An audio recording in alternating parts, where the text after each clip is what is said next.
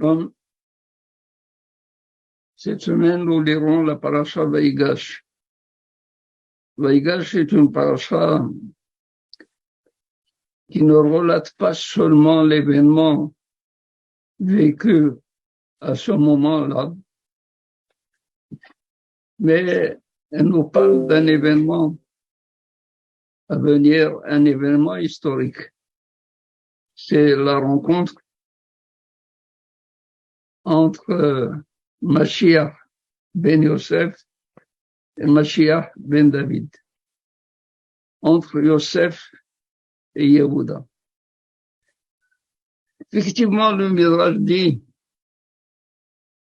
que lorsque Yehuda est venu à la tête de ses frères pour parler à Yosef, pour plaider la cause de Binyamin, les Malachim eux-mêmes se sont donné rendez-vous dans la cour de Yosef. Ils ont voulu assister au combat entre le Arié et le Shor, entre le lion et le taureau. Le taureau, en l'occurrence, est Yosef. Le lion, c'est Yehuda. Et les Malachim voulaient savoir comment ça allait se terminer. Effectivement, Yehuda s'est approché de Yosef. Il était prêt à jouer le tout pour le tout. Il voulait prier Yosef, lui faire entendre raison. Sinon, il était prêt également à la lutte, à la guerre contre Yosef. C'est pour cela qu'il lui a dit ne te mets pas en colère si je te parle durement. Et il lui dit je te respecte autant que Paro, mais même il faut entendre par là de la même manière que Paro lui-même, je pourrais le tuer, ainsi je le ferai pour toi. Et également, il lui rappelle, fais attention, Paro a retenu ma grand-mère une nuit. Comment il a passé cette nuit, Paro? À être frappé de plaies par les Malachim. Alors, si tu ne veux pas du tout qu'il t'arrive comme Paro, laisse notre frère rejoindre son père. Et ce qui est important, c'est, il faut voir ce que le Midrash dit. Quel est l'argument que Yehuda avance aux yeux et aux oreilles de Yosef? Selon les Hachamim, ils disent Katuv betoratenu. Yehuda dit comme ça à Yosef, il est écrit dans notre Torah.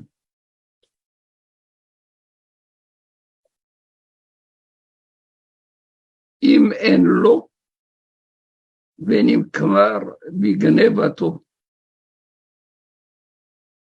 Si on attrape un voleur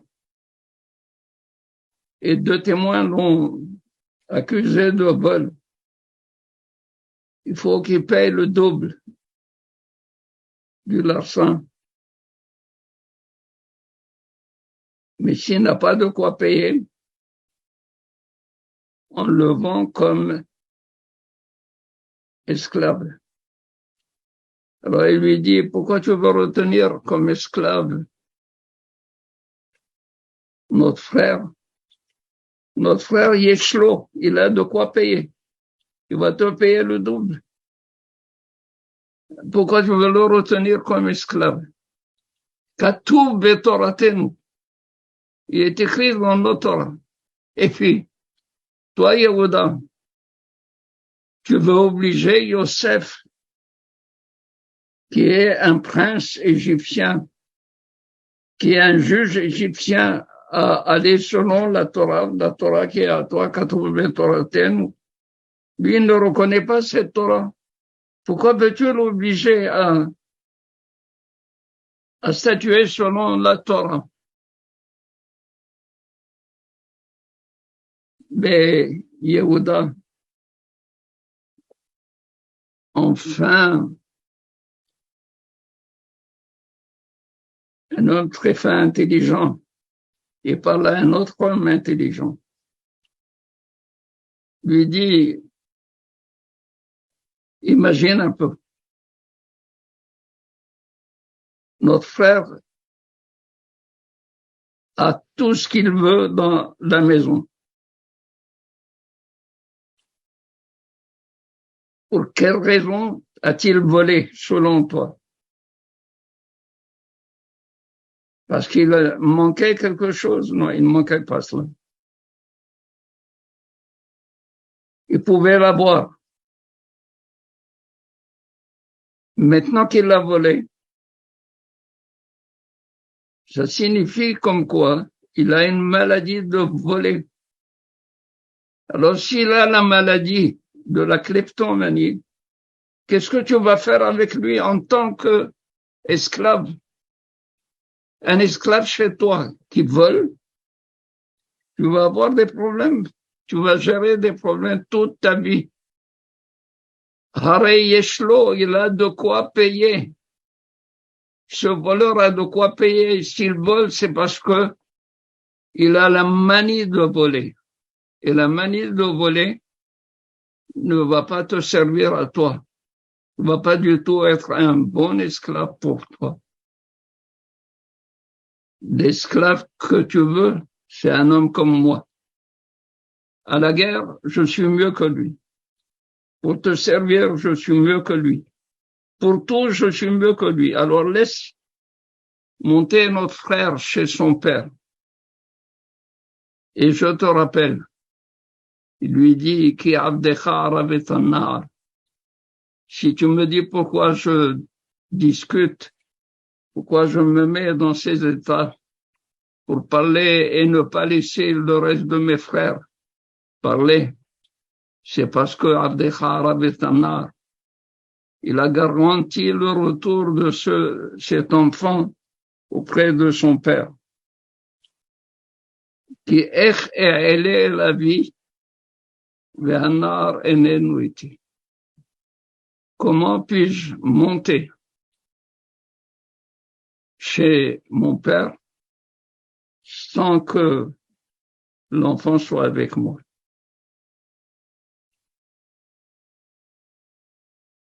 Et lui brosse un tableau noir de ce qui arrivera,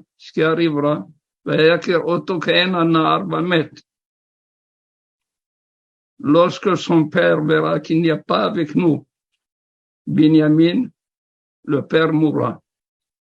Alors c'est tout ce que tu veux. Yosef,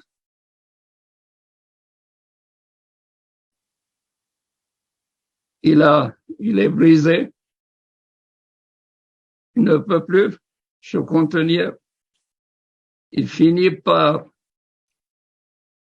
dire à ses frères, je vais vous sortir Yosef. Il a commencé à appeler Yosef ben Yaakov, où es-tu? Apparaît. Alors tous ses frères se sont tournés de tous les côtés pour voir d'où allait rentrer Yosef. À leur grand étonnement, ils ont vu Yosef dire Ani Yosef. Asher mechartem oti Mitzrayim. Je suis Yosef, celui que vous avez vendu en Égypte. Et pour mieux s'identifier, il leur a montré qu'il était aussi maoul qu'eux. il est circoncis comme eux. Ve'pi hamdaber alechem. Ma bouche qui vous parle, ça veut dire je vous parle en la langue hébraïque. Donc ce sont des signes comme quoi je suis véritablement votre frère. Et là, le Khatam Sofer, il dit, pour quelle raison il montre qu'il est circoncis comme eux et qu'il parle la langue hébraïque. Il leur dit ceci, celui qui n'a pas du tout conservé sa mila dans toute sa pureté, il oublie le langage hébreu. Il peut plus parler en lâchant la Kodesh, en la langue sacrée. Mais du fait qu'il leur montre qu'il est maoul, ça veut dire qu'il a observé la pureté de sa mila et qu'il parle en hébreu, ça veut dire qu'il est tzaddik, qu'il n'a pas fauté, que tout au long de ces années passées en Égypte, il a été le fils de Jacob. Alors, il y a ce qu'on appelle la rencontre des frères.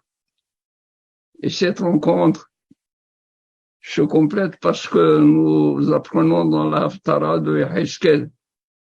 Yehezkel reçoit une prophétie de Akadosh Baruch Hu, lui a dit Ve'ata ben Adam kahlecha etz echad. Toi, ben Adam, c'est comme ça que Akadosh Baruch Hu qualifie Yehezkel, fils de l'homme. Kahlecha etz echad prend un bois, Tov alav de Yosef ibn Ephraim. Yosef pour représentant le royaume d'Ephraïm. Ve Etz Aher, Etz Echad, un autre, Tov alav Yehuda, écrit dessus Yehuda. Et Karab Etz Echad el Hasheni, Echad el Echad. Tu les rapprocheras, Ve'hayu bi'adecha l'Ahadim. Ils seront entre tes mains unis. C'est-à-dire, c'est l'union de deux frères. Il n'y aura plus maintenant, comme dit Ishaïa ou un Nabi, au moment de la venue du Mashiach, Yehuda lo yikanet Ephraim, Ephraim lo yikanet Yehuda. Yehuda ne sera plus jaloux, ni le concurrent d'Ephraim, ni Ephraim, celui de Juda. C'est ce que nous attendons. C'est la rencontre des frères, la réunion, l'unification du peuple d'Israël afin que le Mashiach puisse venir s'installer et libérer Am Israël. Imera bi'amenu. Amen. Shabbat Shalom.